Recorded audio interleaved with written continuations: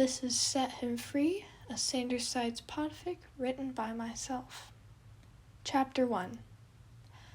Black boots pounding across the cobblestone streets, Virgil Rain sprinted away from the head of the royal guard and future king of Elden. He could feel the piercing stares of several townsfolk watching him flee, though all that mattered to him now was evading capture. His jet-black cloak whipped behind him as he rounded corner after corner, dodging several wooden crates and baskets as he ran. Virgil cursed himself for being so careless. If he had just been more patient, he would have been able to slip into the shadows without a hitch. Of course, he just had to round the corner right as Prince Roman Averil was surveying the streets. Criticizing himself wasn't going to get him anywhere, though. All that mattered now was losing the prince before he could be arrested. Quickly pushing his way through several market vendors, Virgil snuck a look behind his shoulder and instantly regretted it. Roman was gaining on him fast, and that was never a good thing. Sure, he was used to fleeing from the law. He had actually become quite skilled at it, but the amount of people crowding the streets made running slightly more difficult. With each step, Virgil could feel himself tiring more and more, his aching side protesting the continuous movement. Still, he pressed on, careful not to trip over several gutters that jutted out into the street. Glancing ahead, Virgil exhaled with relief as he spotted the branch of cobblestone that led to the alleyway. If he could just reach that location, then he could finally shake Princey off his tail. Just before he could reach the safety of the shadows, however, a shout caused him to snap his head around. "Virgil Rain, in accordance with the Kingdom of Elden, I order you to stop!" Somehow, Roman had managed to catch up. How had he navigated through the crowds that easily? Trying not to pay too much attention to his stressed thoughts, Virgil swiftly ducked into the alleyway, making a break towards the gap within the fence posts lining the back of the alleyway. Only this time, the gap appeared to be sealed off with newly finished wooden boards. This was not good. Virgil took in his surroundings, trying to find another way out, though with the absence of the hole in the fence, there were none. A pounding of footsteps caused him to flinch, and he turned to come face to face with the prince. He slowly backed away, placing a smirk on his face and gathering as much confidence as he could muster. Well, if it isn't the prissy Prince Roman himself. Come to spoil my perfect day with yet another collection of chivalrous monologue? Oh, please, you know very well why I'm here, though I'm still oblivious to what you've stolen this time. You're oblivious to a lot more things than that, Virgil remarked. Though in all honesty, I'm not exactly sure what's in this bag either. I'm simply following the orders I was given. He lifted the small sack, examining its woven texture. I suppose you wouldn't have any trouble handing it over then.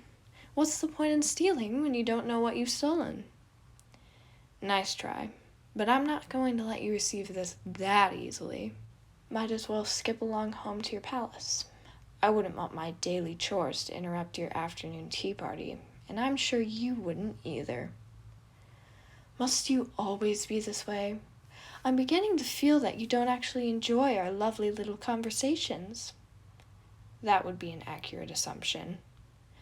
You are intolerable, Roman huffed. And you are standing in the way of my escape route, so if you could kindly step just a bit to the right, it would be much appreciated. I hate to tell you this, but I don't believe that's going to happen, stressing in disguise. You've committed one too many acts of thievery, and unfortunately, you're going to have to pay the price this time. You're right. Virgil stepped closer to the prince, playfully holding out his wrists. Poor me, adopting a life of crime when I could be doing much better things with my life. I shall truly regret my past decisions. You won't mock me in such ways when I see your face behind cold iron bars. Indeed. He lowered his hands with a smirk. Too bad that'll never happen. Virgil dropped to the ground, sweeping his leg to the side and knocking the prince's feet out from under him. He quickly sprinted out of the alleyway, securing the small bag within a loophole upon his belt. With the hole in the fence no longer presenting itself as an escape option, Virgil needed to find another way out, and fast. Scanning the streets, his eyes drifted up past the wooden stands and bustling townsfolk to land upon a gray brick building. He swiftly made his way to the structure, pushing past anyone that came in his way. Several shouts of protest rang in his ears as he passed by, though he didn't care. Roman would soon appear behind him once again, and when that moment came, he would prefer to be slightly prepared. The heels of his boots splashed through puddles of tainted rainwater, and he constantly looked behind his shoulder as the base of the store came into view. Finally reaching what appeared to be a candle shop, Virgil glanced towards a dark gray gutter that ran up and down the corner of the building. He rushed over to the metal pipe, grasping it tightly and beginning to scale the outer wall. The woven bag hung precariously from his belt, threatening to tumble to the ground with any sudden harsh movements. Deciding not to take any chances, Virgil carefully untied the twine cords, preparing to toss the stolen goods onto the safety of the shop's roof. An unexpected rattle refuted this plan, however, as the gutter tore loose from its brick base, causing Virgil's hands to slip from the cold metal. He tumbled towards the cobblestone streets, desperately flailing through the air before his hands found purchase upon a ledge lining the upper half of the building. He was jerked upwards as he gained a firm grasp of the ledge, his leg grazing the edge of the gutter that now jutted out from the building. Virgil inhaled sharply through his teeth, his leg throbbing from the sudden scrape. He tried his best to ignore the hot sting that had begun to flow through his veins, twisting up through his spine and resting with a sharp pang within his mind. Still, he was much happier to have only gained a scratch when he could have easily ended up a pancake on the street. The burlap sack was not as lucky, and it collided with the ground, a metallic clank sounding as it hit hard rock. Scanning the ground to see where exactly the bag had fallen, Virgil's heart sank when he located it in the hands of the very person he had been trying to avoid. Great, he thought. The universe must really hate me today. Sighing, he shifted along the ledge, allowing himself to face Roman, who now appeared to look more triumphant than ever. "Would you take a glorious look at that?" he beamed. "It seems I may have something of yours." "I hadn't noticed," Virgil grumbled, gripping tighter onto the ledge to keep himself from plummeting to the ground once again. "You know, I believe you would be much more comfortable down on solid ground rather than hanging for dear life along a 3-inch ridge." "Anything is better than spending a lifetime in the dungeons around you, Princey. I think I'll take my chances with this ledge." "Well, I am truly appalled." Roman dramatically placed a hand upon his heart, and Virgil simply rolled his eyes. Leave it to him to create a scene out of anything. "If you don't mind, I would like my supplies returned to me. I would do it myself, but I'm slightly preoccupied at the moment." "I'm afraid I can't do that. You and I both know that you are far past warnings. It's about time you pay dues for your actions, fiend." "Yeah, no. Sorry, Princey, but I really don't feel like being arrested today. Instead, how about I simply retrieve what is rightfully mine and get out of your hair?" "And how do you plan on doing that?" Smirking, Virgil lifted a portion of a brick that had fallen atop the ledge and simply let go. The brick fell towards the ground, landing with a thunk upon a wooden board which teetered upwards like that of a seesaw, to come into contact with Roman's outstretched hand. Before the prince could even process what was happening, the woven sack was tossed into the air, landing right in Virgil's palm. The thief smiled as several oohs and ahs came from the crowd that had gathered to see what all the commotion was about, while Roman watched in disbelief, his expression radiating annoyance. Virgil simply gave a wave in response and began ascending to the top of the building. Reaching the top, He pulled himself onto the cobblestone overhang that lined the very top of the candle shop, happily dangling his feet over the edge. "Now," he said, "if you don't mind, I should be going. I would say that it's been fun, but apparently lying is morally wrong, and I wouldn't want to add another wrongdoing to my list, would I?" "There is no way I'm letting you get away that easily," Roman shouted, making a run for the edge of the building. He leapt off the ground, his hands catching the wooden sign that hung in front of the candle shop.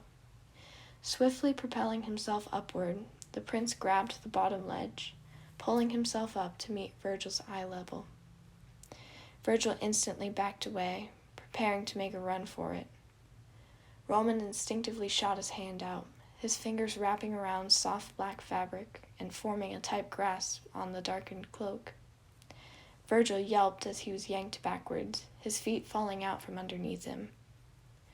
He turned around to glare at the prince, who only beamed in return. "Would you take a look at that? Your days of wrongdoings are over, Virgil." "It sure seems that way, doesn't it?"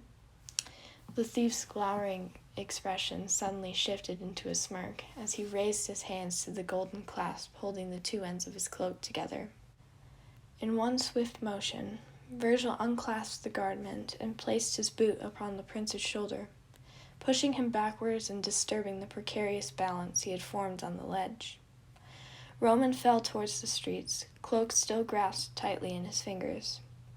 Arm outstretched, his other hand seized the wooden sign just before he hit the ground. A laugh sounded from the top of the candle shop, and Roman looked upwards to meet the cunning expression of Elden's most notorious thief. "So long, Princey," he said, giving a final mock salute before disappearing along the town skyline. As Roman made his way down to solid ground once again, the day's events flooded through his mind. In all actuality, it had started off quite promising. He just finished making his rounds as head of the royal guard and was about to return to the castle so that he could spend the afternoon with his friends. Of course, that criminal had to sprint by, which brought on the perfect opportunity to satisfy an ongoing chase. This chase was quite different from others he had encountered in the past, though.